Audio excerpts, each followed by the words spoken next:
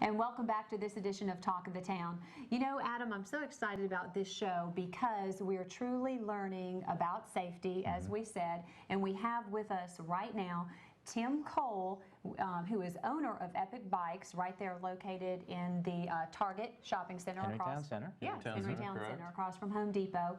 And also sponsor of Southern Crescent Cycling Club. That's correct. And you bring such, I would say, recreation to the community by being a sponsor of the cycling club. And tell us about that. We're going to go into a lot of safety on this show and teach you not only recreation, but teach you safety in this sport. Great. Well, I mean, obviously we're a bike shop. That's what I own, the bike shop there in Target Shopping Center. We're focused at growing the sport, getting more people to get out on the bike and do something. We have a lot of people that really like to come to us, and it's for exercise, it's for fitness. So that's first and foremost what we're doing. Secondly, we're trying to expand cycling in the county.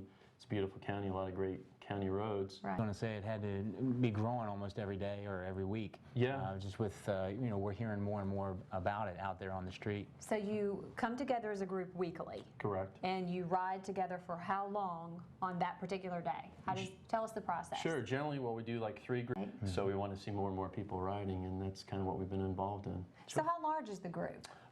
Right now, we've got anywhere from about 60 plus members, but weekly we have people riding each of our rides, about 30 to 40 people. Group rides right now with time permitting until the time changes, and we ride out toward the Atlanta Motor Speedway. The roads are very accommodating, less traveled, and generally what we'll do is we'll break it up into segments of an A, B, C group, so it's ability level. That way the faster riders can kind of stay at their own pace. The second group will pace out at their normal pace and feel comfortable at what they're doing. We try to control it with group leaders, so we're not letting somebody fall back at a pace where you're riding alone. That's not fun. Right. So we do that, and we do the ride at anywhere from 20 to 35 miles, depending on the ride. How about age limitations as far as the riders go?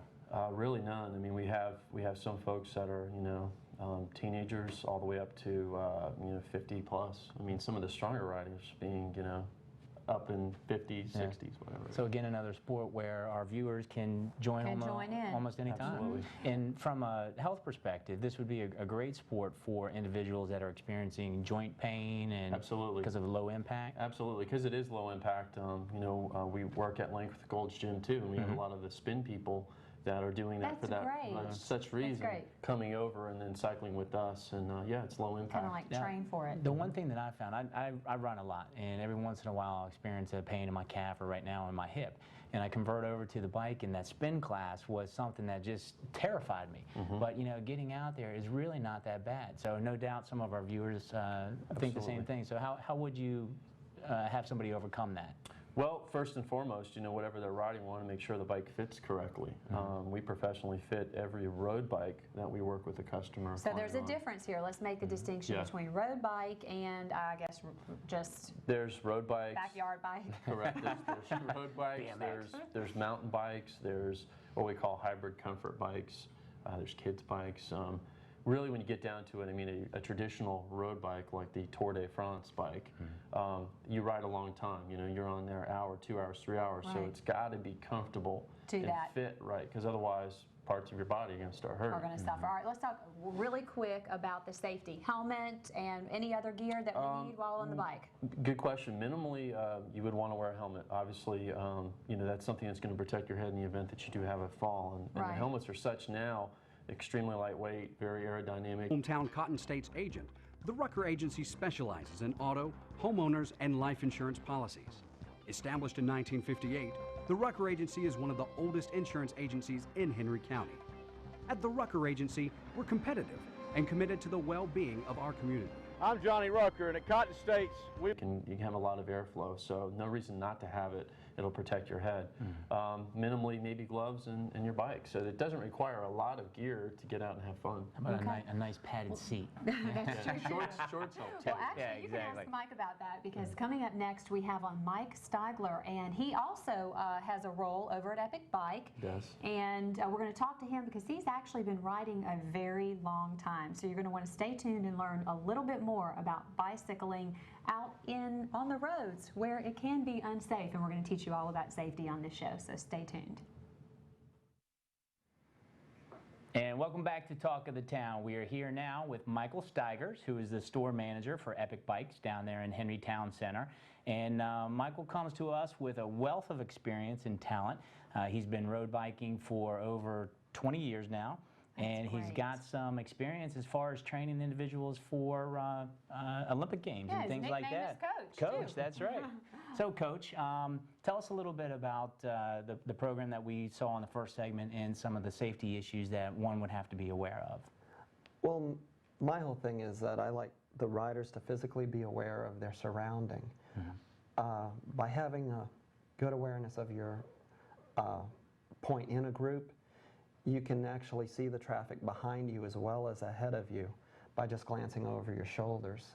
By maintaining two abreast, you don't have anyone blocking your view behind you down the road. So it's really, my biggest focus is safety as far as the driver and the cyclist. Okay, so the cyclist needs to learn what to maybe expect from a driver. Absolutely. And so a lot of peripheral vision, a lot of staying focused as to the road that you're on and being educated probably before you make the travel down that particular road. Absolutely. I think that awareness of the roads you travel is very important to your personal safety. And is there safety in numbers, the group versus the individual cyclist? I would never tell anyone to go riding on their own. I would always say consider riding with somebody else.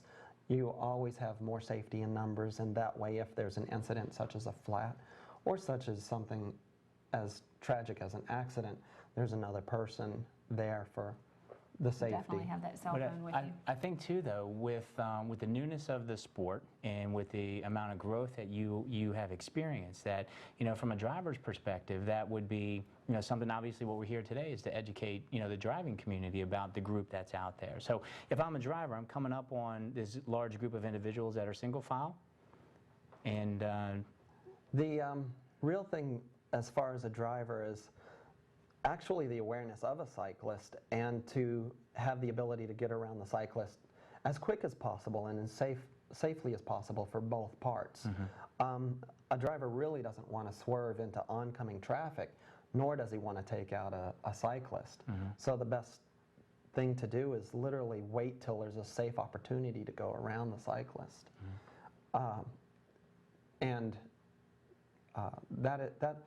That's my main objective, is getting the word out about that. Yes. And you find that the drivers are pretty sympathetic to the groups when they're out there riding?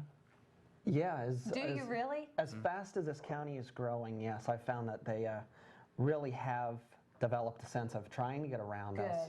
And quite frequently, if we can wave them around safely, they feel more comfortable and they will wave back in a thanks and a good gesture of friend. So it's really a partnership that we're starting to see evolve between the riding community. The roads are growing. Yeah, and this is what's necessary for the future of the sport, to continue on these roads as the population grows here. Yeah, and our roads are becoming more cyclist friendly. If you notice the different signs, we're being aware of different areas where cyclists basically have the same rights as a vehicle. But we'll get into what I mean by the same in the next segment, because we have Lieutenant Bolton with us, and he is going to really explain to us, I guess, more the county end of it. So, all right, stay tuned, because this next segment you're going to want to really learn about as a motorist. We're back with Lieutenant Jason Bolton from the Henry County Police Department. And Lieutenant Bolton, we want to learn about, as motorists, we want to learn about the safety and the precautions that we need to take when we see these cyclists out there. Everybody is always in a hurry. This is my big thing. Absolutely. We're all guilty of it. And what we do not want to do are pass these cyclists and cause an injury. And so teach us what we should do as a motorist. Absolutely. It's important for the public to understand that in Georgia, cyclists and motorists are required to share the road, that the bicyclist has every right to be on the road, and that we would ask that motorists just keep that in mind and to be patient above all else. In most cases and in most roads around Henry County, there is going to be room to pass the cyclist, but we would ask that motorists, again, be patient and wait until it's safe to do so. So what would be the appropriate time? Do we truly wait for the lines to indicate that we can pass, or just wait till the coast is clear?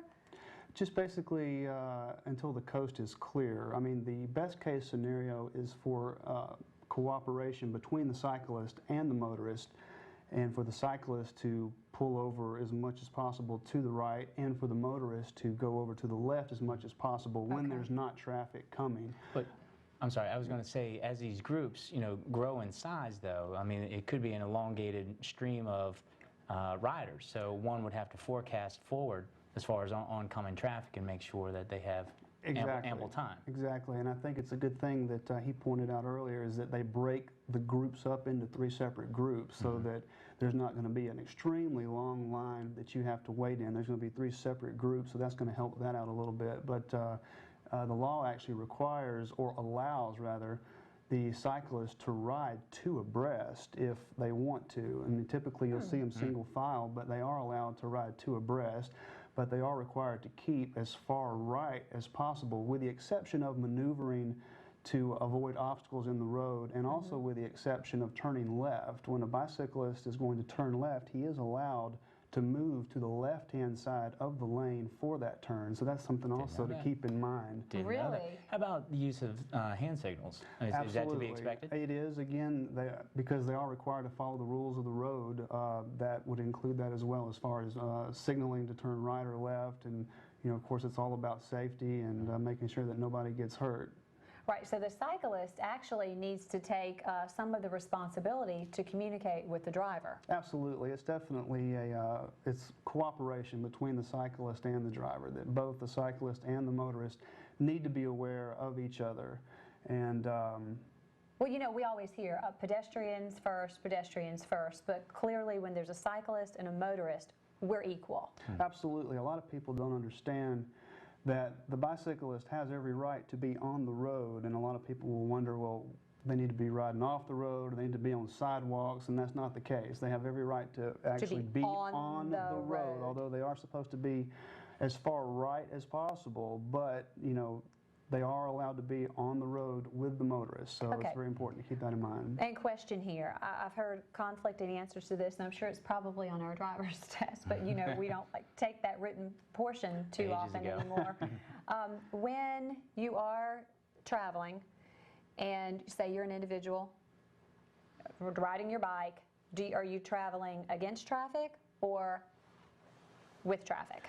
You are traveling with traffic. Again, that goes back to the following the rules of the road. It's just like a motor vehicle. They have to travel in the right-hand lane and follow all the rules that a motor vehicle would. So that would require them to travel with the flow of traffic. With the flow of traffic. So some of the bicyclists need to. I've seen it both ways. A lot of common sense, though, is what it sounds like as far as going back to our training as drivers. Absolutely. And then even more so in passing, obviously we need to be aware of curves, upcoming curves. Definitely. And also in passing, it's important to keep in mind to give that cyclist as much room as possible, at least a minimum of 3 feet when passing, because keep in mind, we've all been on the interstate and we all get passed by tractor trailers, and the amount of wind that comes from that will cause your car to go off course. Well, the same thing happens with a bicyclist on the road. When a car passes them, they can experience the same thing that we do on the road with a tractor trailer that passes us. So, that can cause them to veer off course and possibly veer into traffic as well. So it's really important to keep that in mind. Definitely remember. Well, is there anything else that we should learn as motorists? Actually, yes.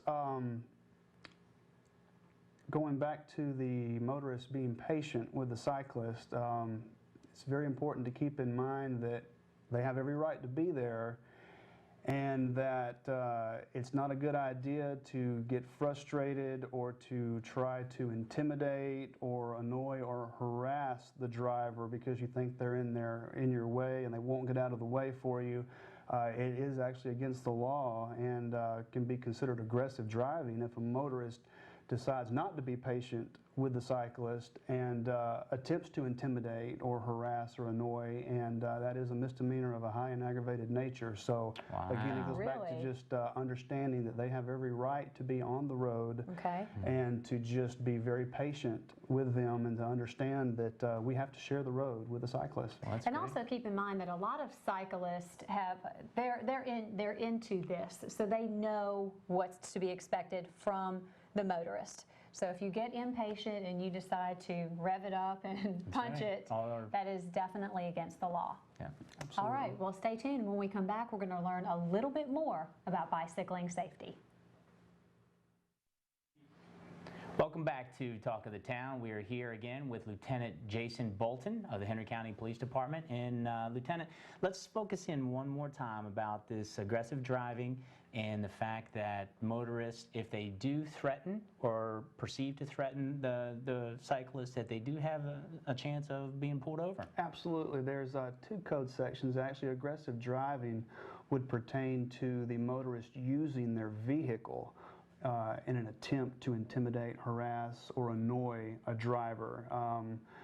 That would be aggressive driving, and reckless endangerment is an additional charge that the motorist could face without using his vehicle, but just uttering, you know, threats or trying to intimidate, the fear factor, you know, the bicyclist. Exactly. So, you know, there's two different things that that motorists could be facing if they decide that they don't want to be patient or they don't want to follow the rules of the road and allow the cyclist to share the road with them. So we would encourage all motorists to keep that in mind and you know, just be as patient as possible. Sure.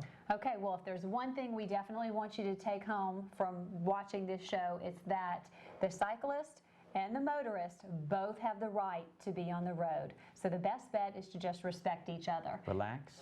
Definitely, and just take it easy and slow down. All right, and if you would like to find out more about effective riding, you may go to Epic Bikes, and they have a class that's coming up this Saturday, September 23rd from 9 to 3 at Epic Bikes. It's called Effective Riding in Traffic. We hope you enjoyed this show, and we'll see you next week. Bye, everybody.